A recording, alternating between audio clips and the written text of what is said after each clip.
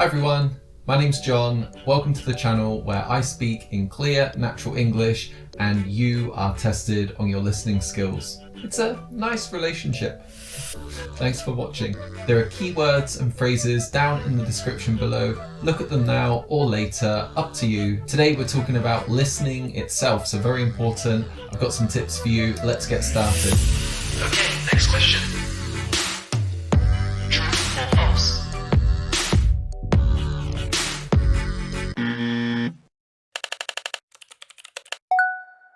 So the first thing I'm going to talk about is the level or the difficulty of the things you're listening to when trying to learn a new language. Now, there's a term called comprehensible input, with comprehensible being to comprehend or to understand, and input, of course, just going into you. Input with language learning usually means listening or reading, whereas output would be speaking or writing.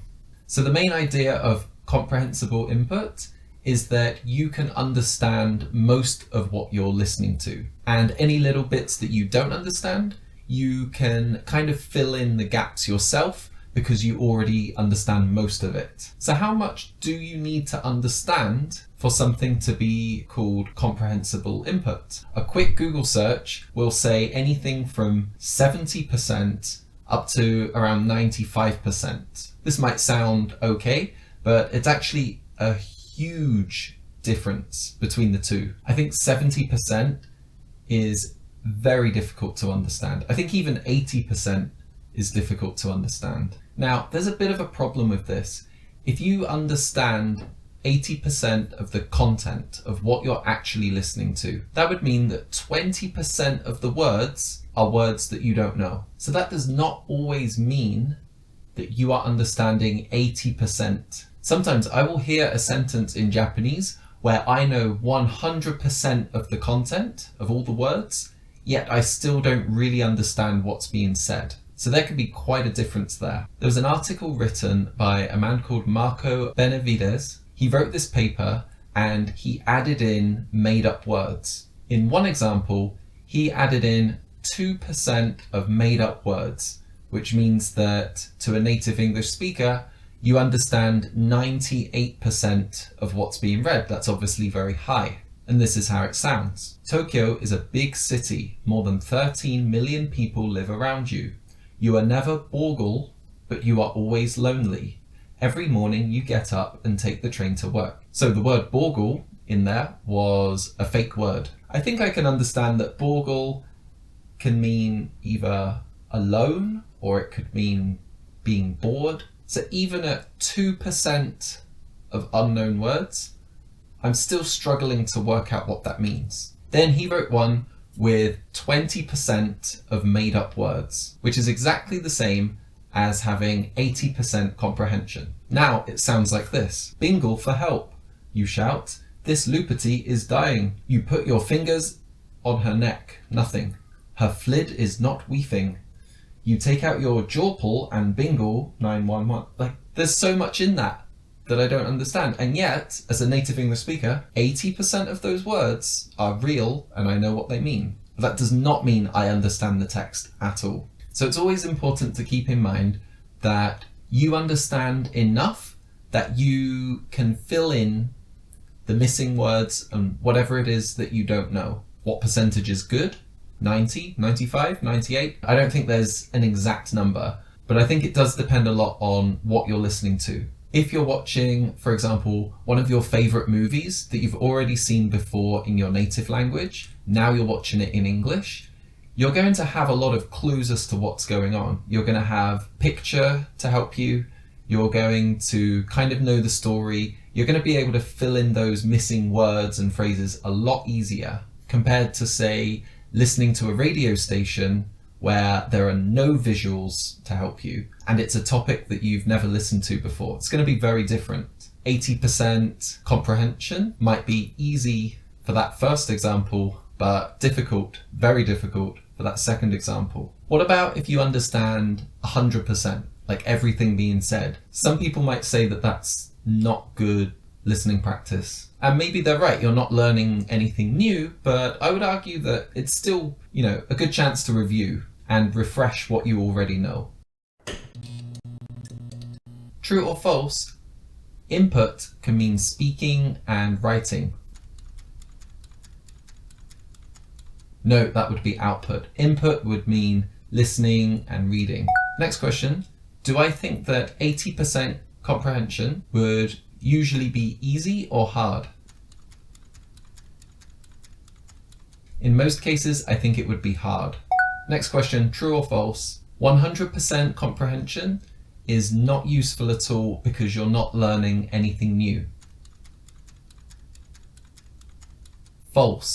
You might not learn anything new, but it can still be a good chance to review what you already know. Okay, next, let's take a quick look at active and passive listening. There's two very different types of skills. Active listening is anything where you are focusing completely on listening as an activity and you're responding in some way. So in a conversation with someone, you're listening and responding. That's pretty simple. You could still listen actively whilst watching a movie. If you're looking at the subtitles and perhaps taking notes, that's still considered active listening. This could even be shadowing, where you're listening and repeating what's being said at the same time. These are all types of active listening. Passive listening is where you're still getting some input, but you're not completely focusing on it. This could be having music in the background while you're doing something else. It could be one of those long listen while you sleep videos. It could be having the TV on while you're washing dishes. It could be a number of those things. And it's still great practice. I believe people can definitely learn passively whilst doing those things, but it's a very separate skill from active listening. I feel like they're both very important. I also feel like it's very easy to get more passive listening, especially if you enjoy movies and TV, than focusing on the active listening side. I know that that was the case for me. I was always listening passively, but I didn't take the time to listen actively enough. So is this video active or passive listening? Well, it depends how you're watching it. If I'm speaking to you just in one earphone whilst you're doing something else, then hey, I'm passive listening, hello. But if you're checking the keywords, maybe taking notes, giving it your full attention, then good job, this is active listening. So I've mentioned listening level and comprehension. I've mentioned active and passive listening. Lastly, what are the good things to listen to?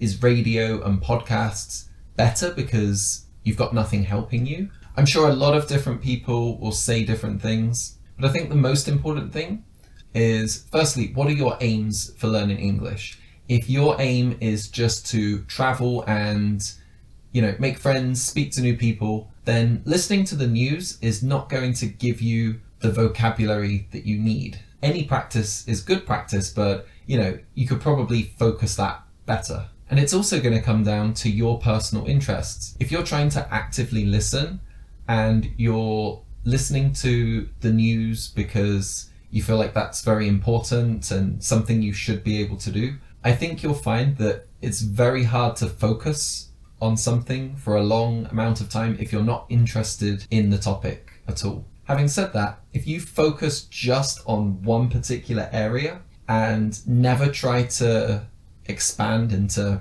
any other types of content, I do feel like you're kind of limiting yourself a little bit. Variety is always good if you can find stuff that interests you. Okay, second round. Is this video active or passive listening? Both or neither. It depends on how you're listening to it. Second question. If you have the TV on whilst you're washing dishes, is that active or passive listening? That's passive listening. And last question, why is it better to listen to things that you are interested in? Because you'll probably be able to focus more and you'll probably spend more time listening to those things. Now would be a great time to check the words and phrases down in the description. Everything's timestamped so you can go back and check what you missed. There was quite a lot of technical words today, so I hope you were able to follow along and I hope this was useful to you. If you enjoyed this video, please show some love. I know when you don't show your love. What am I saying? Have a great day, and I'll see you next time. Thanks for watching. Bye.